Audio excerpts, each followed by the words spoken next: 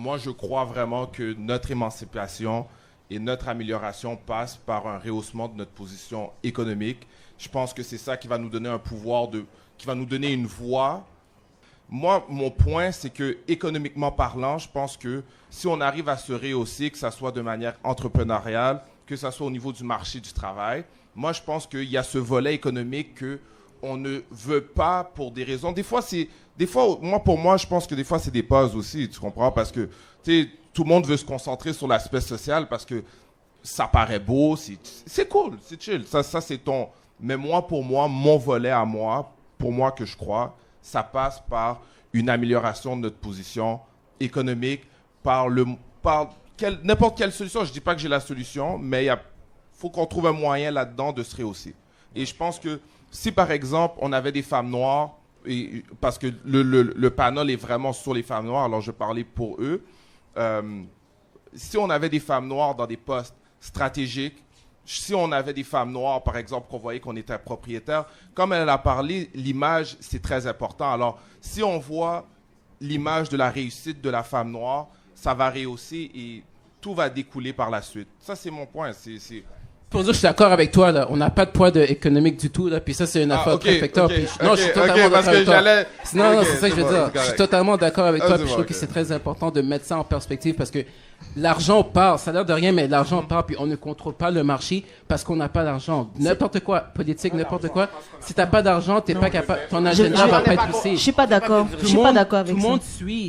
Tout le monde suit la tendance. Les gens font du trap en ce moment parce que c'est ça qui est tendance, c'est ça qui fait de l'argent. Non. C'est ça les trucs. Fait qu'il faut qu'on soit aware de ça aussi. Là. Mais je vais te dire, excuse-moi, pour rebondir sur ce que tu viens de dire, quand on dit que les Noirs n'ont pas l'argent, c'est complètement faux. Les Noirs ont dépensé 9 milliards aux États-Unis, je crois que c'était en 2018. Donc, vous dites qu'on n'a pas d'argent, on n'a pas de pouvoir économique? Non, attends. Mais 9 milliards sur combien? Non, attends. Quand vous dites pouvoir économique, moi, je vous ai toujours... En fait, moi, ce que je veux faire comprendre, c'est que nous l'avons. On l'a pas bien dépensé. Nous ne le dépensons pas consciemment. Je ne veux pas des entrepreneurs qui vont être brainwash, qui vont faire parce qu'il y a des capitalistes. On a des dirigeants, par exemple, en Afrique, qui vendent l'Afrique gratuit, c'est des capitalistes. Hein. Lui, il est dans sa logique économique. Lui, il fait son argent, il dit, bon, il donne les mines, il n'étudie pas ce qu'il y a dedans. Il dit, va ramasser. Ok, moi, tant que tu me donnes mon 20 millions de dollars dans mon compte, c'est bon. Mais c'est des sell-out. Non, c'est pas ça. C'est pour te dire que ce n'est pas le pouvoir économique le problème. Nous avons un problème mental. Et si on n'est pas conscient, vous croyez, la communauté, par exemple, asiatique, est-ce que la communauté asiatique est venue pleurer qu'on n'a pas de représentativité dans les médias Toujours, occidentaux? C'est juste que ça passe sous silence. Et le noir joue...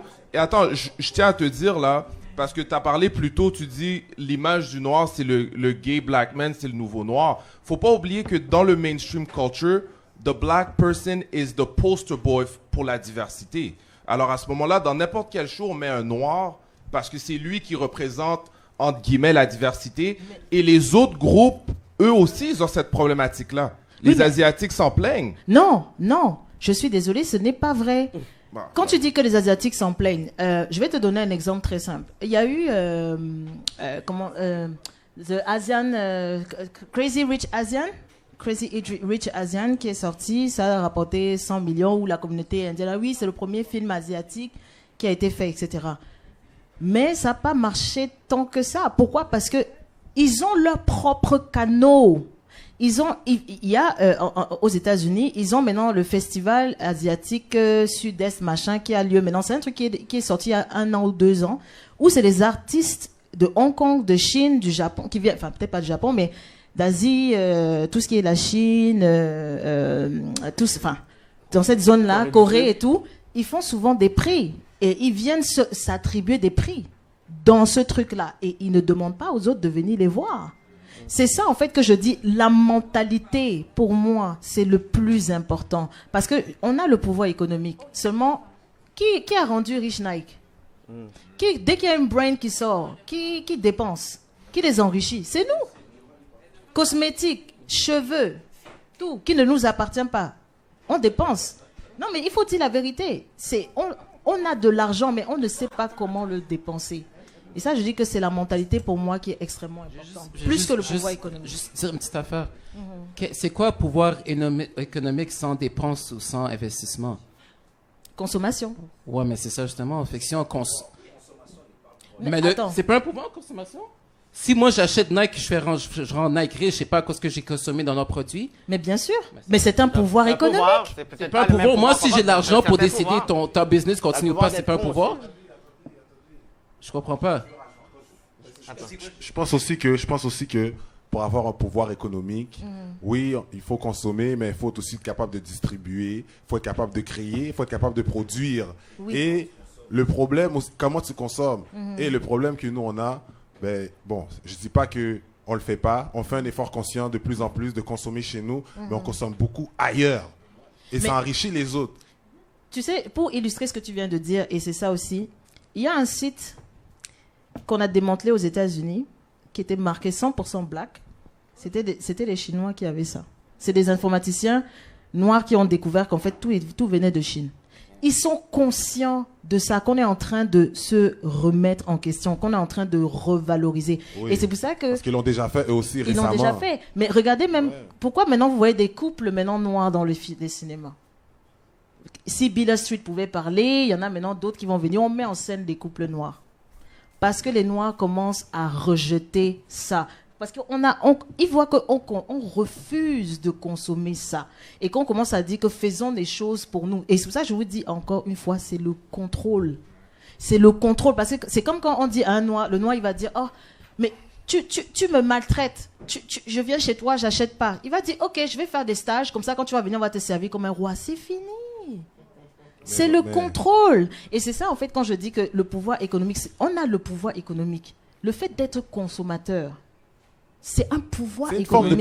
C'est une forme de pouvoir. Non, c'est pas une forme. C'est un pouvoir économique. Mais on refuse de comprendre, en fait, que on peut mobiliser les gens avec ça.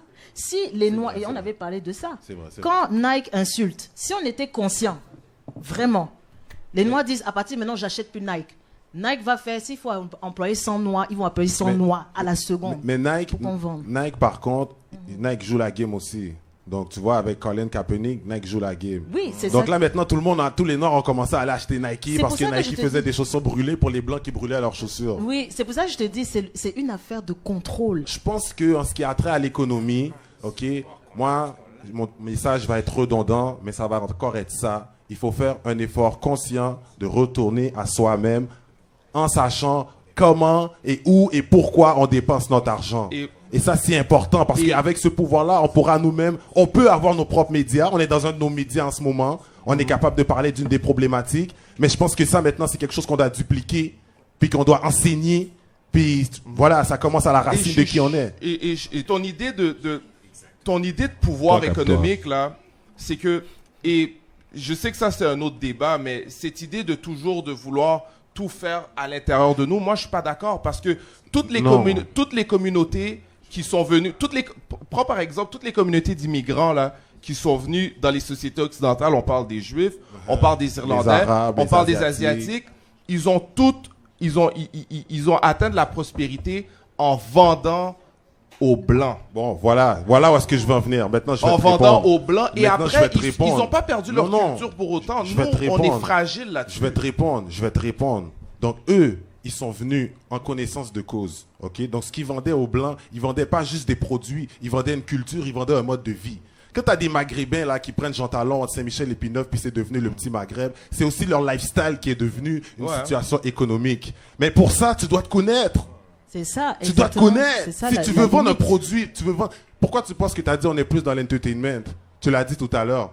On a des modèles que c'est vraiment souvent l'entertainment. Parce que c'est ces portes-là qu'on voit comme étant ouvertes. Alors qu'il y a plusieurs portes qui sont fermées, mais on n'ose pas les ouvrir. Exactement. Tu vois qu'est-ce que je veux dire? Donc, oui, les Asiatiques... Mais il faut la force pour l'ouvrir, la porte. Mais la force, il faut aller la puiser en nous. C'est ça l'affaire. Tu vois, je veux dire? Puis, tu sais, tu dis les Arabes, etc., tu peux pas t'intégrer, ok? Tu pourras jamais t'intégrer, ok? Si à l'interne, t'as pas une forme de ségrégation qui te permet de t'ouvrir aux autres. Je sais pas, je comprends pas. Tu comprends? Ok, je vais t'expliquer. Oui, les Arabes sont ouverts, ils vont vendre aux Blancs. Mais quand un Arabe va chez eux, puis ils ont leur caucus, la porte est fermée. Quand on va sortir, on va s'ouvrir aux Blancs, on sortira. Nous, on n'a pas ça. Ouais, ça, je suis d'accord avec toi. Tu comprends qu'est-ce que je veux dire? Et c'est ça qu'on a besoin. C'est ça qu'on a besoin, la mentalité, une mentalité coordonnée. Parce que, encore une fois, comme tu dis, je veux dire, regardez même rapidement, quand il y a le propriétaire de magasin de mèches là, qui a tabassé la femme noire, qui est même décédée d'un cancer en plus, il n'y a pas longtemps, qui l'a tabassé. Parce que il se disputait, je ne sais plus trop de quoi, et elle a poussé et il a donné un coup de poing sur son visage. Le lendemain, ça a fait un tollé sur Internet, les réseaux sociaux. Qu'est-ce qu'il a fait? 50% de réduction sur les mèches. Voilà, c'est ça. Donc qu'est-ce qui s'est passé? Toutes les femmes noires là sont venues. Pourtant, on disait boycott. Voilà. Donc, c'est ça que je dis, la conscience. Voilà. Si vous n'êtes pas conscient, encore une fois, et ça, j'ai un problème. Et ça, je pense pour moi que l'universalisme, c'est le plus gros danger, un des dangers de l'homme noir. Parce que l'homme noir ne peut pas se permettre, à l'heure actuelle, d'être inclusif et d'accepter tout le monde. Moi, je vois... À l'époque de Martin Luther King, les Noirs ont dit on ne monte pas dans le bus. Ils sont restés plus d'1 an à ne pas monter dans le bus. Et c'est ce qui a fait qu'ils ont pu gagner les droits civiques. Mais le problème, c'est pourquoi pendant 1 an, c'est pas assis pour faire des bus. Parce qu'on fait une émission qui s'appelle Pump My Ride, on découpe des voitures à la scie, on les soude, on met des téléviseurs dedans avec des salles de bain et des baignoires. On peut pas faire notre marque. Vrai, et pourquoi on ne fait pas notre marque de bus avec un son rap à l'intérieur, pour pouvoir être dans ton bus et écouter ton rap tranquillement. Pourquoi tu attends que l'autre t'autorise à monter dans son bus pour monter dans une voiture? Pourquoi toi-même tu fais pas ton bus? C'est ça le problème du monde noir. C'est qu'il attend son salut de l'autre. Et tout autant qu'il dit, oui, je paye mon ticket, je veux monter où je veux dans le bus, tu m'empêches de monter, je monte pas dans ton bus. Mais si tu dis, écoute, tu sais quoi, tu vois ton bus, franchement, ça ne m'intéresse pas. Moi, j'ai le mien. Est-ce que tu reprends l'affaire? Et comme tu as oublié que 80% de ton chiffre d'affaires vient de ma communauté, c'est toi que bientôt tu vas marcher à pied, mais je ne te prendrai pas dans mon bus. Tu vas apprendre à marcher. Et c'est là que, même c'est comme ça, c'est là que, à partir de ce moment-là, vous avez votre activité économique de bus et vous développez vos bus. Ça sert à quoi d'être à 80% de noirs dans de bus de blancs qui ne veulent pas de noirs? Est-ce que dans notre cerveau, c'est marqué, ce cerveau-là ne sait pas faire un bus? Mais il faut arrêter, on a construit les pyramides. Ce n'est pas un bus qu'on va pouvoir faire. Est-ce qu'on veut la faire? Donc, ce qui veut dire qu'il y a des erreurs stratégiques qui ont été faites dans l'histoire. Vous voyez ce que je veux dire par là? Il y a des erreurs stratégiques. Et ces erreurs stratégiques viennent du fait que le monde noir est manipulé quand il doit prendre les décisions de souveraineté. Ok, il faut que tu répètes celui-là, ok? Oui. Et quand il va redire cette phrase-là, quand il y a des gros punch-lines ou quelque chose, fait comme Donc, répète cette phrase-là et vous allez faire ce son-là. Le monde noir a un déficit d'intention et d'envie de souveraineté. Voilà.